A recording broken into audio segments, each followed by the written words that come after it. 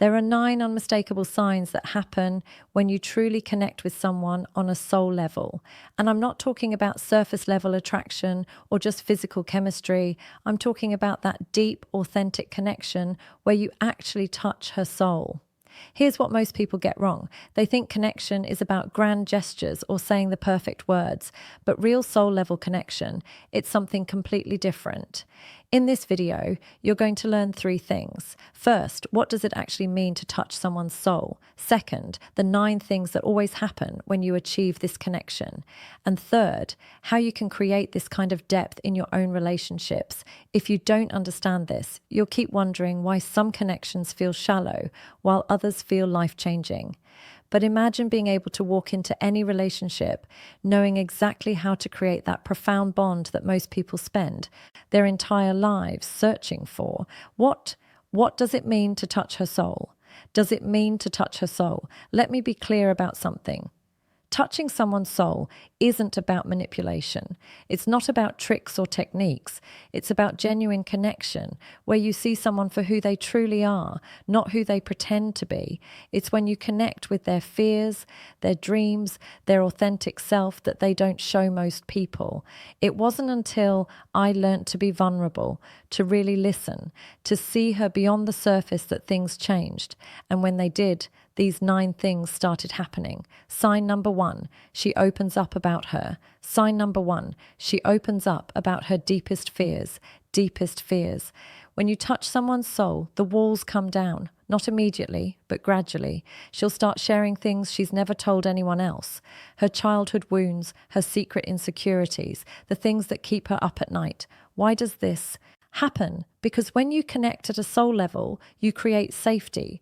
Real safety, not the kind where she feels physically protected, but the kind where she feels emotionally protected, where she knows you won't judge her, won't use her vulnerabilities against her, won't dismiss what matters to her.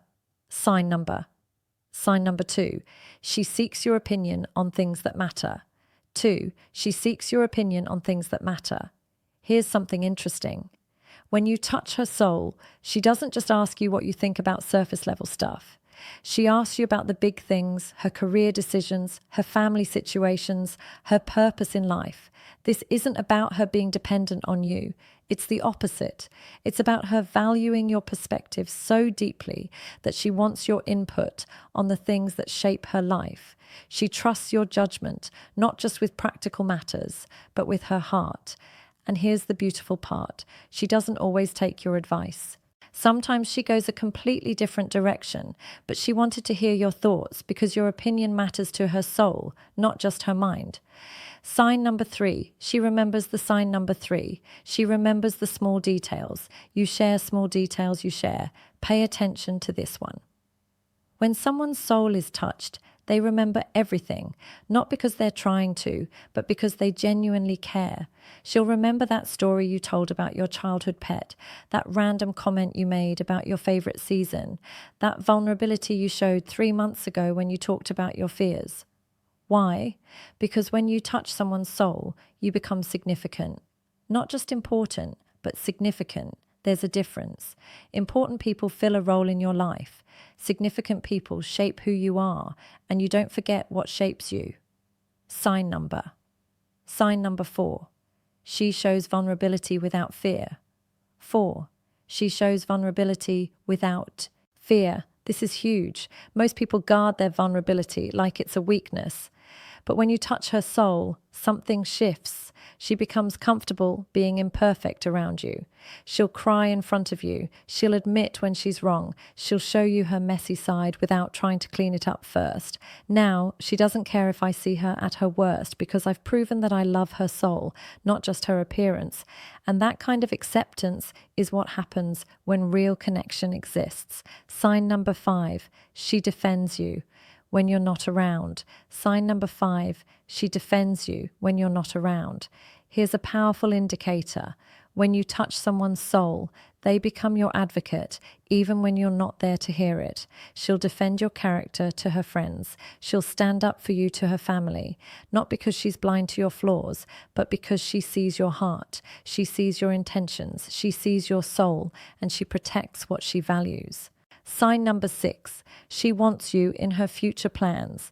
When you touch her soul, you're not just part of her present, you're woven into her future. She talks about next year, 5 years from now, 10 years from now, and you're in every vision. It's not just we should travel someday. It's when we go to Italy in 2 years. I want to show you this specific place I've dreamed about. It's not maybe we could live somewhere else. It's, I think our kids would love growing up near the mountains. See the difference? You've moved from possibility to certainty in her mind because her soul has decided your home sign number 7. She challenges you to grow 7. She challenges you to grow. This might surprise you, but when you touch someone's soul, they don't just accept you as you are. They challenge you to become better. Not in a nagging way, not in a critical way, but in a way that says, I see your potential and I want you to reach it. She'll call you out when you're settling. She'll push you when you're playing small. She'll hold you accountable when you're not living up to your own standards. Why? Because she cares about your soul too.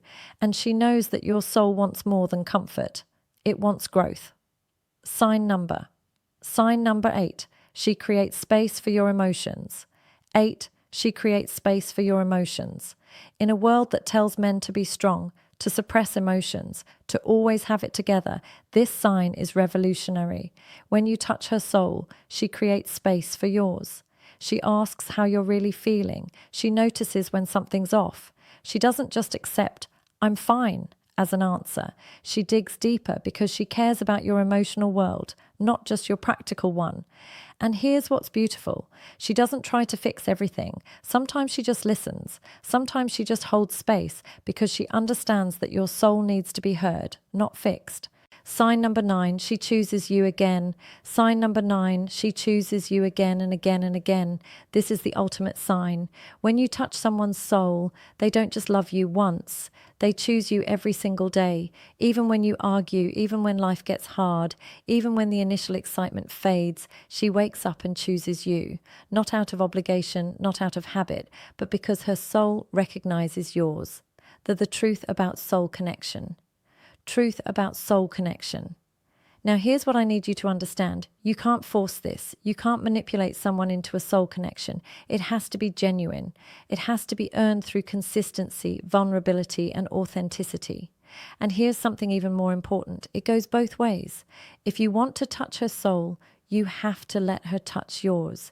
You have to be willing to be seen, to be vulnerable, to let your walls down.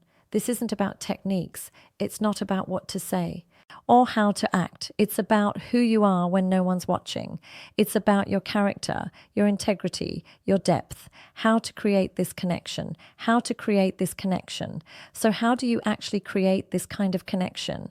Let me give you 3 foundational principles. First, be present, not just physically, but emotionally. Put your phone down, make eye contact, actually listen instead of just waiting for your turn to talk. Presence is the gateway to connection. Second, be vulnerable first. Don't wait for her to open up. You lead the way. Share your fears, admit your mistakes. Show her it's safe to be real with you by being real first. Third, be consistent. Soul connection isn't built in a moment. It's built over time through small, consistent actions that prove you're trustworthy, that you see her, that you value her beyond what she does for you. The relationship game changer. I can tell you that most relationship problems aren't about communication techniques. They're about depth of connection. When you touch someone's soul, communication becomes easier, conflict becomes manageable, love becomes sustainable, because you're not just connected on the surface, you're connected at the core. So let me ask you, in your current relationship or the relationship you want to build, are you aiming for surface connection or soul connection? Are you trying to impress or trying to connect? Are you showing your representative or showing your soul? Your challenge.